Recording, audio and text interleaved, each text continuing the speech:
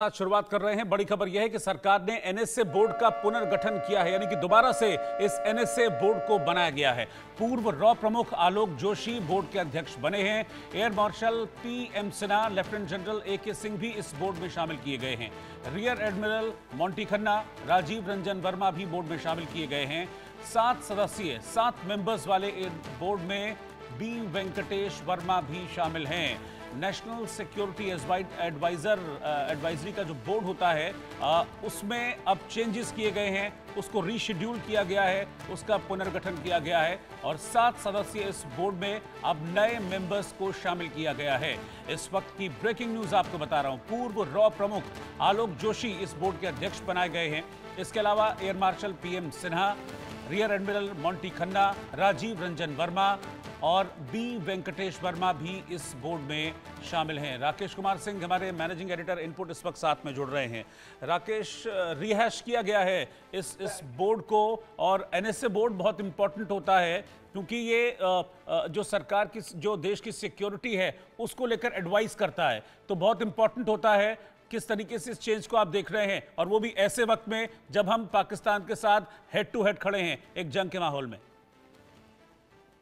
पहलगाम में आतंकी हमले के बाद किस तरह से देश का जो गुस्सा है, जो सिनेरियो है, आप पॉलिटिकल से लेकर जो आम लोगों की बात, अब सरकार ने बड़ा फैसला लिया है और केंद्र सरकार ने राष्ट्रीय सुरक्षा एडवाइजरी बोर्ड जो उसमें पुनर्गठन किया है उसमें से फॉर्मर रॉ चीफ आलोक जोशी, उनकी अगुवाई में जो है एक कमेटी बनाई गई है जिसमें 6 और सदस्य होंगे, जिसका जिक्र आप कर रहे थे। लेकिन इसमें इसलिए जिक्र करना, इसकी डिटेल बात करना जरूरी है क्योंकि ये ऐसी बोर्ड होती है जो कि महत्वपूर्ण चीजों पर, चाहे आंतरिक सुरक्षा की बात हो, बाह्य सुरक्षा पर, ये जो है ये सरकार को सटीक जानकारी, सटीक जो है एडवाइजरी देती है।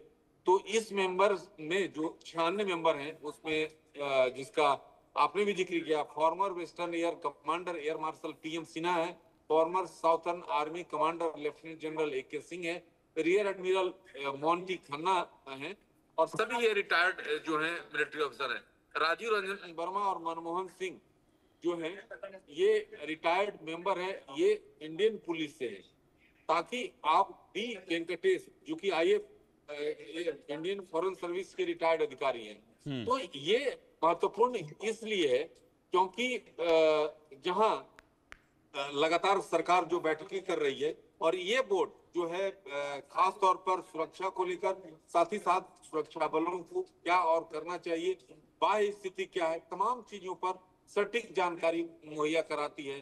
तो इस बोर्ड का पुनर्गठन और आलोक जोशी एक ऐसे रॉ अधिकारी हैं जो कि इन चीजों में बाह्य खासतौर पे पाकिस्तान से संबंधित जानकारी इनके पास काफी अहम है।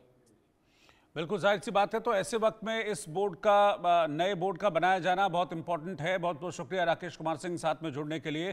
तो national security advisory board NSA की जो बोर्ड है इसको अब रिहैश किया गया है, इसका पुनर्गठन किया गया है और आलोक जोशी को जो पूर्व रॉ प्रमुख हैं इस बोर्ड का प्रमुख बनाया गया है। इस वक्त की ब्रेकिंग न्यूज मैं आपको बता रहा हूं। आज ये बड़ा फैसला लिया गया। दरअसल आज 11 बजे के बाद से बड़ी बैठकों का दौर जारी है। पहले सीसीएस की यानी कि कैबिनेट कमेटी ऑन सिक्योरिटी की बैठक होती है, साथ साथ में उसके बाद सीसीपीए, सीसीईए और फिर कैबिनेट की बैठक भी होती है और बहुत फास्ट फॉरवर्ड मोड में इन बैठकों को किया गया क्योंकि सारी चीजें पहले से तय थी, लेकिन आज उनको सिर्फ इंप्लीमेंट किया जाना था। और अब इन बड़ी बैठकों के बाद एक बड़ा फैसला निकलकर सामने आया है जिसमें एनएसए बोर्ड यानी कि नेशनल सिक्योरिटी एडवाइजरी का जो बोर्ड है उसका पुनर्गठन किया गया है। पूर्व रॉ प्रमुख आलोक जोशी को उसका अध्यक्ष बनाया गया है। कुल 7 मेंबर्स हैं नेशनल सिक्योरिटी एडवाइजरी के इस बोर्ड में। पहलगाम में अटैक हुआ, उसके बाद ये बड़ा फैसला लिया गया और बड़े फैसले आने अभी बाकी हैं। इस बीच ब्रेकिंग न्यूज में आपको बता रहा हूं, सीसीएस सीसीपीए के बाद कैबिनेट की मीटिंग भी खत्म हो गई है और इस मीटिंग में क्या तय हुआ, कैबिनेट में क्या फैसले हुए हैं बड़े, उस पर 3 बजे सरकार की ओर से ब्रीफिंग की जाएगी। प्रधानमंत्री, रक्षा मंत्री और गृह मंत्री की बैठक चल रही थी, ये बैठक भी अब खत्म हो चुकी है और आज की ये जो बड़ी बैठकें थी इनका क्या आउटकम है ये दोपहर 3 बजे पता चलेगा। जब सरकार इन बैठकों में हुए कैबिनेट के जो फैसले हैं उनको शेयर करेगी मीडिया के साथ। 3 बजे करीब एक प्रेस कॉन्फ्रेंस होगी, प्रेस ब्रीफिंग होगी और उसमें बताया जाएगा कि आज इन बैठकों में क्या बड़े फैसले लिए गए हैं, कैबिनेट की बैठक में क्या इंपॉर्टेंट फैसले लिए गए हैं। इस वक्त की ब्रेकिंग न्यूज, बड़ी खबर मैं आपको बता रहा हूं। 11 बजे इस बैठक की शुरुआत हुई थी। प्रधानमंत्री नरेंद्र मोदी के आवास पर यह बैठक हुई थी। रक्षा मंत्री, गृह मंत्री, विदेश मंत्री शिवराज सिंह चौहान, इसके अलावा जो कृषि मंत्री हैं वो भी इस बैठक में शामिल हुए थे और कई सीनियर ऑफिशियल्स इस बैठक का हिस्सा थे। फिलहाल ये बैठक अब खत्म हो चुकी है। 4 बैठकें कुल आज प्रस्तावित थी, चारों बैठकें पूरी हो गई हैं और अब कैबिनेट की बैठक में क्या इंपॉर्टेंट डिसीजन सरकार की ओर से लिए गए हैं, इसके बारे में 3 बजे सरकार की ओर से एक प्रेस ब्रीफिंग की जाएगी। इस दौरान जिस तरह के हालात बने हुए हैं, पाकिस्तान से जंग वाली सिचुएशंस सामने आ रही हैं। संजय शर्मा इस वक्त मेरे साथ जुड़ रहे हैं। संजय, 4 बड़ी बैठकें थी, आउटकम क्या है, क्या चीजें हुई हैं? 3 बजे बताया जा रहा है कि जो ऑफिशियल इंफॉर्मेशन है वो दी जाएगी प्रेस ब्रीफिंग के जरिए। आपके पास कुछ अंदर की खबर है?